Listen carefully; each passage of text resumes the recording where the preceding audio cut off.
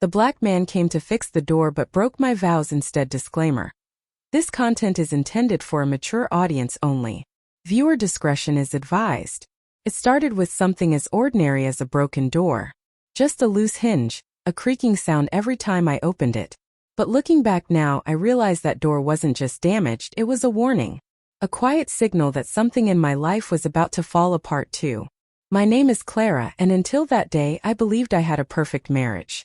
A stable home, a loving husband, and a predictable routine. But sometimes life doesn't break with a crash. It unravels softly, one moment at a time. When he came to fix the door, I didn't think much of it. He was polite, quiet, and focused on his work. Tall, calm, and with a kind of stillness that filled the room. His name was Darius. I remember the way his deep voice echoed softly through the house as he asked where the toolbox was. There was nothing romantic about that moment. At least, that's what I told myself. But sometimes it's not what a person says that stirs something inside you. It's what they make you feel without saying a word. My husband, Mark, was away for a few days on business. He always was. We had grown used to distance, to short calls and empty dinners. The house had been quiet for too long. And maybe that silence made me too aware of the sound of another man's footsteps in our home. I told myself it was harmless. Just conversation. Just curiosity. But it's strange how easily just turns into something more when two lonely souls cross paths. As Darius worked, we talked about everything and nothing. About music, childhood, and how some people stay strangers even after years of living together. There was a warmth in his presence. The kind that felt dangerous because it reminded me of what I'd been missing. By the time he fixed the last screw, something inside me had already come undone. I didn't see it coming, the way one glance could shift everything I thought I knew about loyalty, love, and myself. I didn't realize the door he repaired would open another one I wasn't ready to face. Before you judge me, tell me this: can a single moment really change everything you thought you were? Have you ever met someone who made you question your own heart? Let me know in the comments what you think I should have done. Because that day when the black man came to fix the door, something else broke instead. After he left that day, the house felt different. The air carried something heavy. Something I couldn't quite name. I stood by the fixed door, running my hand over the smooth frame, wondering why my chest felt tight. It was just a simple repair, I told myself. Just a man doing his job. But his voice still echoed in my mind, calm and deep. The kind that lingers long after the words are gone. I tried to shake it off, but even the silence of the house seemed to hum with his presence. Mark called that night. His tone was distracted as usual. He asked if the door had been fixed, if I'd eaten, and if the electricity bill was paid. Practical questions, no warmth behind them. I listened to him talk about meetings and deadlines, and I realized we hadn't had a real conversation in months. Our marriage had become a checklist, nothing more. I wanted to tell him I missed him, that the house felt empty, that I felt empty. But the words caught somewhere between my throat and my pride. So I said, everything's fine.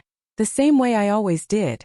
The next morning I found his card still sitting on the kitchen counter. Darius Williams, Home Repairs and Restoration. I stared at it longer than I should have, remembering the way he'd looked at me when I'd handed him a glass of water. Not inappropriately, not even boldly, just with quiet awareness. The kind that made you feel seen. And I hadn't felt seen in a long time. A few days passed and I tried to move on. But then the kitchen faucet started leaking. A small drip at first, then constant. I laughed bitterly to myself, wondering if the house was conspiring against me. Without thinking much, I called the number on the card. His voice on the other end was steady, familiar. "I can come by tomorrow," he said. I hesitated before agreeing, telling myself it was just about the faucet. But deep down I knew it wasn't just that. That night I couldn't sleep. My mind kept circling back to the same question. Why did I feel drawn to someone I barely knew? Was it loneliness? Curiosity? Or was it the realization that I had been living half asleep? And now someone had finally shaken me awake? When Darius arrived the next day, the same calm energy filled the room. He smiled, asked how I'd been, and got to work. But as he fixed the leak, our eyes met for a brief second, long enough for something unspoken to pass between us. I looked away, pretending to check my phone. Pretending that I didn't feel the ground shift beneath me. Have you ever felt that dangerous pull toward something you knew could break you, yet you couldn't step back? Because that's what it felt like that day. The start of something I couldn't control, and wasn't sure I even wanted to stop. After that second visit, things began to shift in quiet, unsettling ways. It wasn't anything dramatic, no confessions, no obvious line crossed. But it was there, a growing awareness between us that neither of us dared to name. Darius would fix small things around the house, things I hadn't even noticed were broken. A loose handle, a flickering light. Each visit felt longer, not because of the work, but because of the pauses in between. The silences filled with meaning I couldn't ignore. Mark returned from his trip soon after. He noticed the changes around the house, but not the one inside me. He complimented how the place looked better.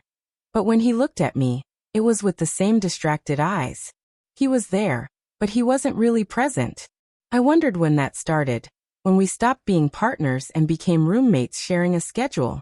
It wasn't that I didn't love him anymore. It was that I didn't recognize what our love had turned into. At dinner, he talked about work, his new project, the stress of deadlines. I nodded, smiled where appropriate, and poured more wine. When I mentioned Darius and the repairs, he barely reacted. Just said, "Good, you found someone reliable." That word reliable stuck with me. It's strange how reliability can feel so safe, yet so lifeless at the same time. Days went by, and I found myself looking for reasons to call Darius again. A shelf that needed tightening, a window latch that wouldn't close properly. Each time he came, I told myself it was harmless. He was professional, respectful, never crossing any line. But there was something in his eyes that said he felt the same tension I did, the awareness, the restraint. It made every small moment feel electric. Then one afternoon he mentioned his mother had lived in this neighborhood years ago. He smiled softly, saying how strange it felt to walk these same streets again. That's when I realized he wasn't just a man passing through my life. He was someone with roots, memories, and quiet burdens of his own. That vulnerability in his voice, it made me want to know more. But just as things were starting to blur, Mark announced he'd be leaving again. Another trip, longer this time. And I felt the guilt rise in me like a tide. Because instead of sadness, what I felt first was relief. Relief that I wouldn't have to pretend. That night, as I lay in bed staring at the ceiling, I asked myself, was I already breaking my vows, even without a single touch? Can emotional distance be as dangerous as physical betrayal? Tell me what you think in the comments. Can a person be faithful in body but not in heart? Because that's the question that haunted me as I watched everything I once believed in start to quietly come undone. The day Mark left for his trip, the sky was unusually gray.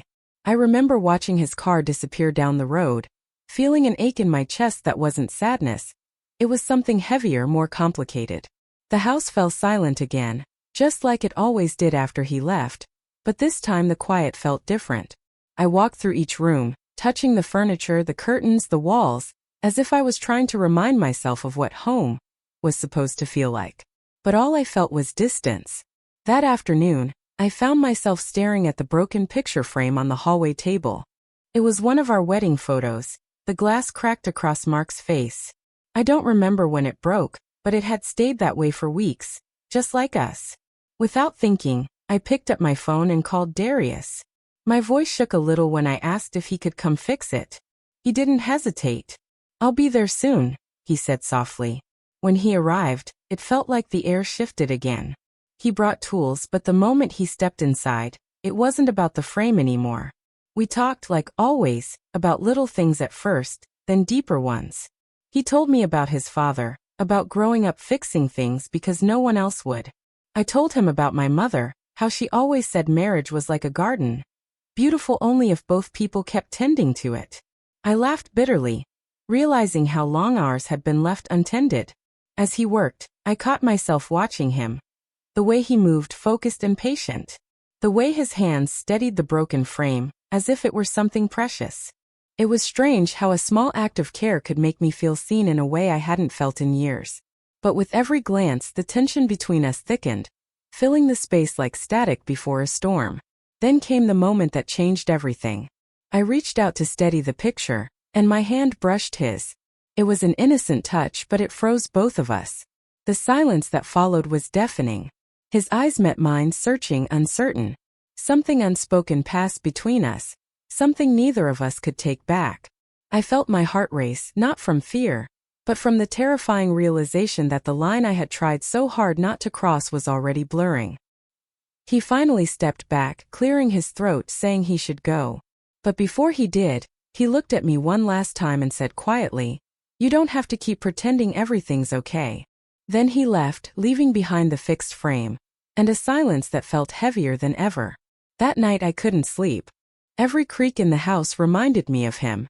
Every shadow felt like a memory. And somewhere deep inside I knew that the next time I saw him, something would have to break. Either my heart or my vows. What do you think will happen next? Would you have walked away? Or stayed to face what was already unfolding? The next morning I tried to pretend everything was normal. I cleaned the house, folded laundry, even cooked dinner for one just to fill the silence. But nothing felt the same. The fixed picture frame sat on the table, perfectly straight, perfectly whole, like a cruel reminder that something inside me wasn't.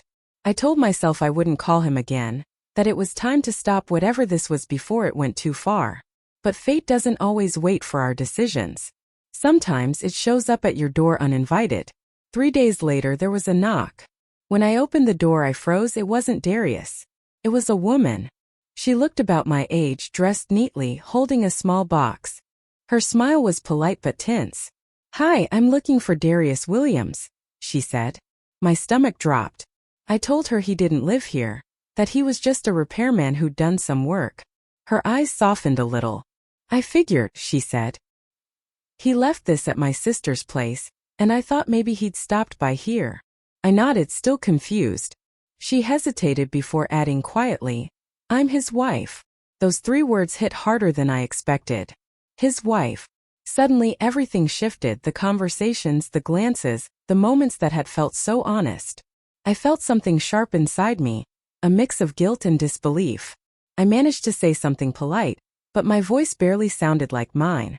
After she left, I sat down on the steps, my hands trembling. That night I didn't sleep. I kept replaying every moment in my head, wondering if I had imagined it all, the connection, the tension, the words left unsaid. But then the phone rang. His name appeared on the screen. For a long moment I just stared at it. When I finally answered, his voice was low, heavy. "I didn't mean for her to show up," he said quietly. "We're separated, but I should have told you." His honesty didn't make it easier, it only made it worse. Because in that moment, I realized I wasn't just standing at the edge of something forbidden. I was already halfway over it. I told him not to come back, that it was better this way. He didn't argue. But before hanging up, he said something that stayed with me. "You're the first person who's really seen me in a long time." The words echoed through the night like a confession neither of us was ready for. Now I was caught between 2 broken truths, one at home, and one I wasn't supposed to feel. The stakes had changed, and suddenly it wasn't just about right or wrong. It was about who I was becoming in the spaces between. If you were in my place, would you have let him go? Or would you have wanted the truth behind his silence? Tell me in the comments, because sometimes the hardest choices aren't between 2 people, but between who you are and who you might become. The days that followed felt heavier than I expected. I went through the motions of life, answering calls, cooking meals, pretending to sleep, but my mind kept drifting back to him. To what almost happened, to what shouldn't have even started. Every corner of the house seemed to hold a memory of our brief connection. The door he fixed, the faucet he tightened, the picture frame he carefully mended. All reminders of a moment that changed more than I was ready to admit. When Mark came home, I noticed things differently. The tired lines on his face, the way he loosened his tie before sighing into silence. I realized how long we had both been living like strangers. Maybe it wasn't just him who had drifted away. Maybe I had too, waiting for someone else to make me feel seen instead of learning how to say what I needed. That night I told him the truth. Not everything, but enough. Enough to open the door we'd both been avoiding. We talked for hours for the first time in years. There were tears, confusion, even anger, but under all of it, there was something that felt like relief. We decided to start again, not as the same people who got lost in routine, but as 2 flawed souls willing to try. I told him I wanted more than just stability. I wanted connection, honesty, and to feel alive again. And for once he listened. Really listened. As for Darius, I never saw him again. Sometimes when the light hits the hallway just right, I still think about him, about what he said, about the way he looked at me as if he could see everything I tried to hide. But maybe that's what some people are meant to do. They enter your life not to stay, but to show you what's been missing, to remind you that even a quiet heart can crave more, and that broken things like doors or people can be fixed if you're willing to face the truth. Months later, the door still opens smoothly, the frame still stands straight, and I've learned to live without needing to fill the silence. Life didn't return to what it was, it became something else. Something real. Sometimes, love isn't about choosing the safest path. It's about finding the courage to confront the parts of yourself you've been avoiding. What would you have done if you were me? Would you have walked away sooner? Or stayed to rebuild what was broken? Tell me in the comments if you think this story should have a sequel, and what you believe happened to Darius after he walked away. The following week brought a strange calm, like the quiet that comes after a storm. I didn't hear from Darius again, and though part of me waited for a call or a knock on the door, I knew it was better this way. What we shared wasn't meant to last. It was meant to wake something inside me that had long been asleep. Sometimes, people cross your path not to stay, but to remind you of what you've forgotten about yourself. And for me, that reminder was painful, but necessary. Mark noticed a change in me when he came home from his trip. Maybe it was the way I spoke, softer but more certain, or how I finally looked him in the eyes instead of through him. One evening, while we sat quietly at dinner, I told him that something in our marriage had broken long before the door ever did.